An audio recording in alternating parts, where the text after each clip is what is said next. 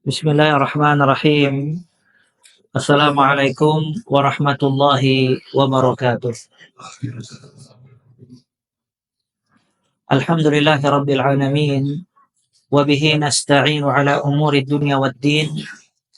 Wassalatu wassalamu ala ashrafil anbiya'i wal mursalin.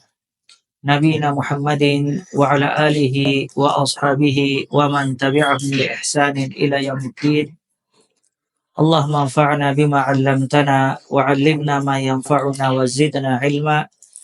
Allahumma rahmataka narju fala takilna ila anfusina tarfata 'ain wa aslih lana syu'unana kullaha la ilaha illa ant. Rabbana taqabbal minna innaka antas sami'ul 'alim wa tub 'alaina innaka antat tawwabur rahim. Rabbi syrah li sadri wa yassir li amri wahlul 'uqdatam min lisani yafqahu qawli. Thumma amma ba'd. Faya ayyuhal ikhwah rahimani wa rahimakumullahu jami'an.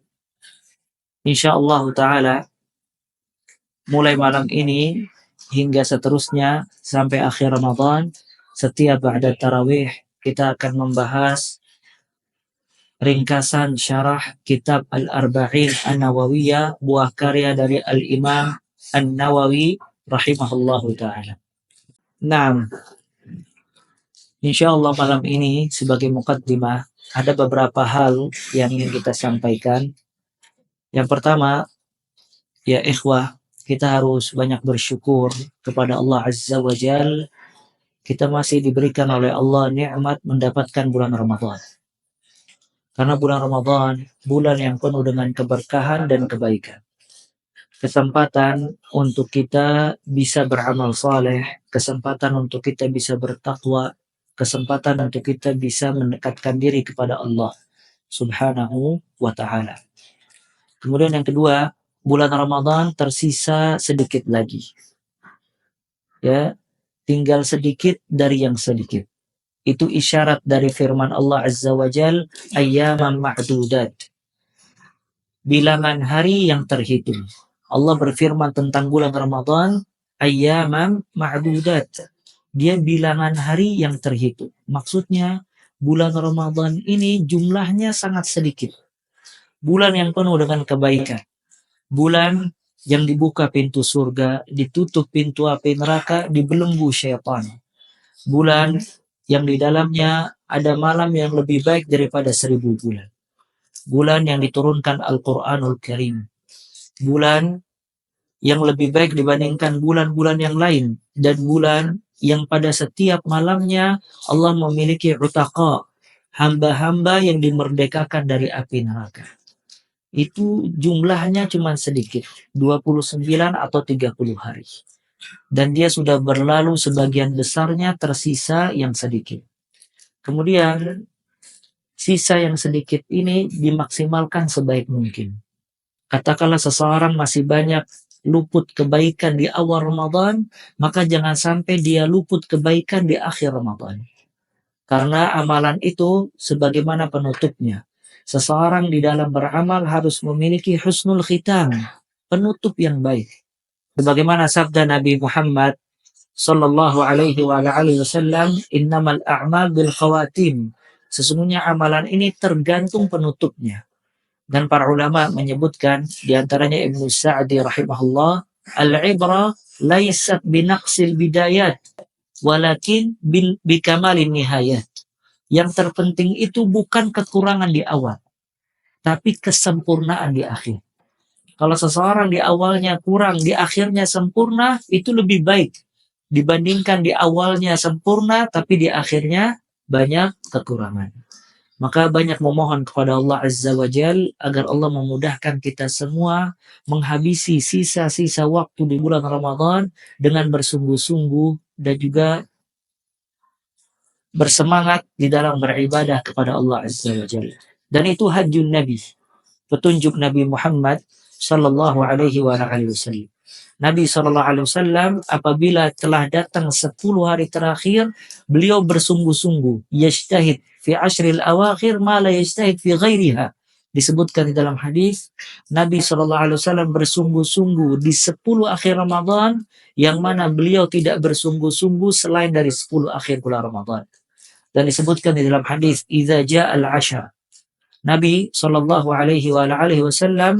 apabila datang 10 hari terakhir, syadda mi'zarahu wa ahya lailahu wa ayqadha ahlahu. Beliau mengikat tali pinggangnya. Apa maksudnya mengikat tali pinggang? Menjauhkan semua istri-istrinya untuk fokus beribadah kepada Allah Azza wa Jalla. Wa ahya lailahu, dan beliau menghidupkan seluruh malamnya. Di 20 hari pertama beliau masih menggabungkan antara istirahat dengan ibadah. Namun idza ja'al 'ashar, kalau datang 10 hari terakhir, beliau menghidupkan seluruh malamnya. Siapa Nabi Shallallahu Alaihi Wasallam? Nabi Shallallahu Alaihi Wasallam sebaik-baik manusia, sebaik-baik para nabi dan rasul. Dengan itu di 10 hari terakhir beliau masih menghidupkan seluruh malam, ingin menggapai kecintaan dan keridhaan Allah Azza wa Jalla. Wa ayqadha ahlahu, dan beliau membangunkan keluarganya untuk bisa mendapatkan kebaikan di 10 terakhir di bulan Ramadan. Kemudian pembahasan kita ya ikhwah, ini pembahasan kitab Al-Arba'in An-Nawawiyah. Kitab ini kitab azim, kitab yang agung. Kitabnya tipis, cuman sebesar ini.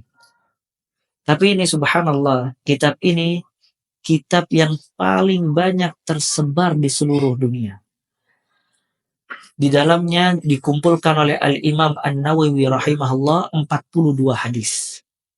Dan 42 hadis yang ada di kitab ini mencakup usuluddin, ilmu-ilmu dasar agama Islam.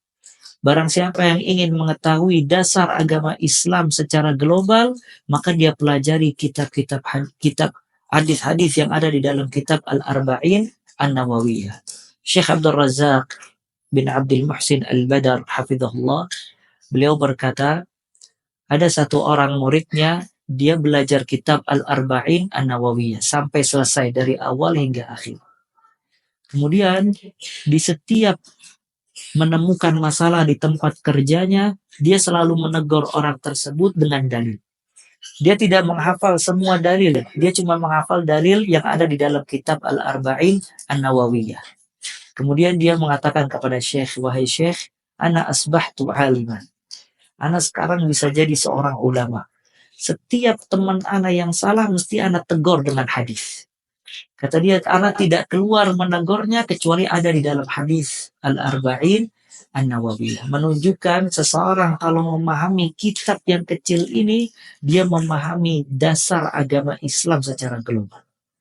Sampai Syekh juga berkata, hafizahullah, kalau dia pernah mengisi daurah di daerah Afrika, kemudian dia tanya kepada panitia. Dia bilang, di daerah ini apa permasalahan masyarakatnya? Maka disebutkan permasalahannya oleh panitia kajian satu persatu. Maka kata beliau, kalau begitu aku akan membahas daurah tentang syarah Al-Arba'in An-Nawawiyah. Maka dia membahas Al-Arba'in An-Nawawiyah dari awal hingga akhir tanpa menjelaskan atau menyinggung kesalahan yang ada di masyarakat. Cuman dia bahas secara umum. Kelar dari daurah, orang-orang datang kepada Syekh Abdul Razak hafizahullah dan mengatakan, wahai Syekh, semua permasalahan yang ada di kita temukan solusinya dalam kitab Al-Arba'in An-Nawawiyah yang engkau syarah. Dan ini keutamaan kitab ini, kitab Al-Arba'in An-Nawawiyah. Dan ini menunjukkan keikhlasan Imam Nawawi rahimahullah, dan dia mendapatkan taufik dari Allah ketika mengarang kitab ini. Sampai kata Ibn Utsaimin rahimahullah ketika mensyarah kitab ini, Imam An-Nawawi min ulama Asy-Syafi'iyah. Imam Nawawi termasuk ulama dari kalangan Imam Syafi'i. Min aktsar ulama Syafi'iyah tasnifan. Dari kalangan ulama Syafi'iyah yang paling banyak karya kitabnya. Bahkan kata beliau, min akhlas ulama Syafi'iyah fit tasnif. Yang paling ikhlas ulama dari kalangan ulama Syafi'iyah di dalam mengarang kitab. Dia punya banyak kitab. Di antaranya Al-Arba'in An-Nawawiyah, Riyadhus Shalihin, Majmu' Syarah Muhadzab, Syarah Sahih Muslim. Kemudian ada berkaitan dengan lugah, bahasa, dan yang lain-lainnya. Umurnya tidak panjang, beliau hidup hanya 45 tahun. Namun meninggalkan kepada umat kitab-kitab yang dibaca dan dipelajari sepanjang hayat hingga sekarang. Ya, ini menunjukkan tentang keutamaan menyebarkan ilmu syar'i. Keutamaan ilmu, dan yang kedua keutamaan menyebarkan ilmu syar'i. Karena Nabi Muhammad SAW tidak pernah meminta tambahan kepada Allah melainkan tambahan ilmu.